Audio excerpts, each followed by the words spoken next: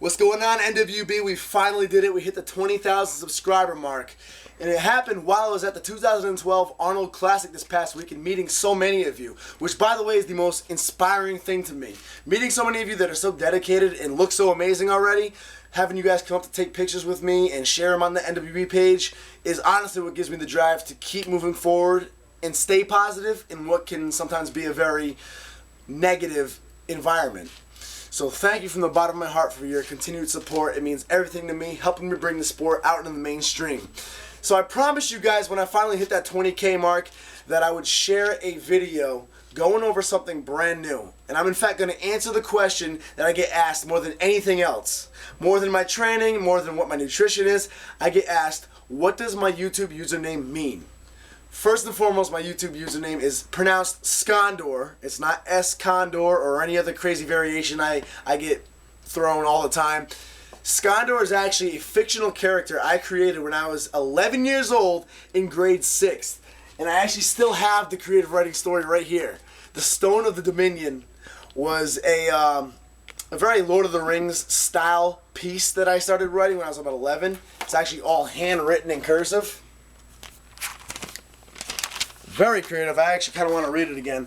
However, one of the characters in it was a SCONDORE. That's right, it's not a personal noun. A SCONDORE is actually a hybrid of a wizard and a warlock. So I created a character who was a SCONDORE. I designed that myself. How it became part of this channel actually is because that same year when I was about 11, grade 6, I created my first email address. Now this is back before all the social networks, when email was the big thing. You know, you get a little date going on and you guys email each other back and forth. This is before Instant Messenger even came out. So my dad helped me design an email address. Every single username I could think of was taken. So I thought, SCONDORE, I made that up. That's not going to be taken. Bam! That became my email address. I still have the email address to date, scondore@mail.com. I never use it, but I still have it. Anyway, because it was so unique, that became my username for everything. A little bit later, Instant Messenger, AIM came out. I used SCONDORE as my username because, again, it wasn't taken. So that became intertwined with everything. My first body space username was scondore@mail.com. So eventually what happened is YouTube came out, and I really wasn't too familiar with it. But what I would do is I'd get contest footage from all of my shows, usually just different posing routines and prejudging footage. And I did not want to risk keeping them on my computer because I figured they'd get lost if my computer ever crashed. But I wanted to keep them somewhere safe so I could look back at them and reminisce in the future. I used my sister's YouTube account. At the time, I didn't care about YouTube, so I didn't have one. She showed me how to upload them. I just threw my footage up there. The problem was she was big on Hannah Montana, so people would actually see my footage and be like, dude, why do you have videos of Hannah Montana up? Finally bit the bullet and made my own YouTube account.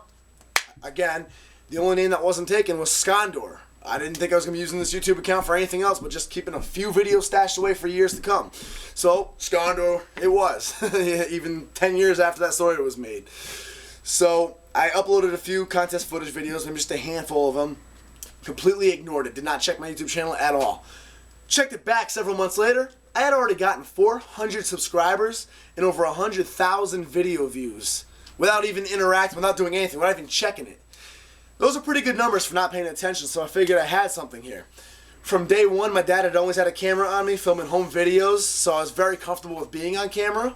I also had his bouncy, outgoing personality, and I love public speaking. I also love teaching and breaking things down. I figured I'd start interacting, and what I did was I had always watched Shane Geezy. Many of you may know him. He was my inspiration coming up when I first began. He had done a video series on team bodybuilding for bodybuilding.com.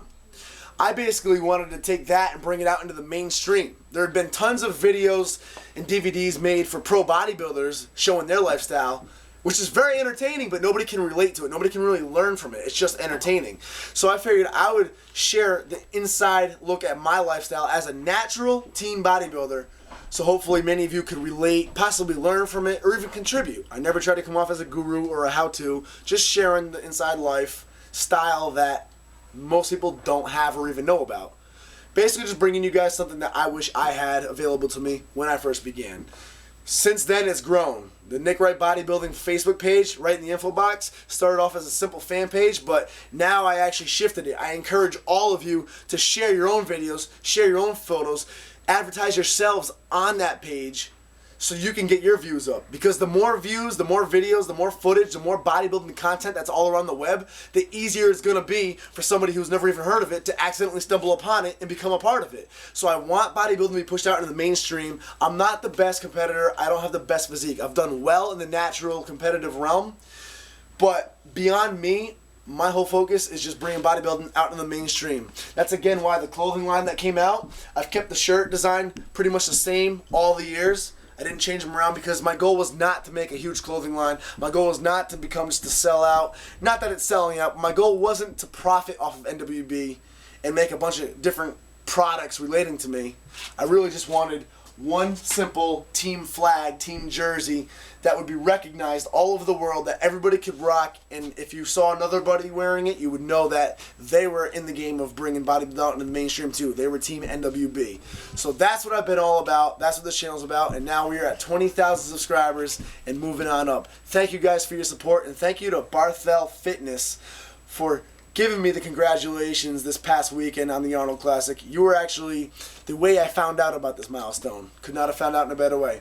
Thanks, guys. Subscribe now. Check out my other videos and post up your stuff on the Nick Wright Bodybuilding Facebook page. Boom!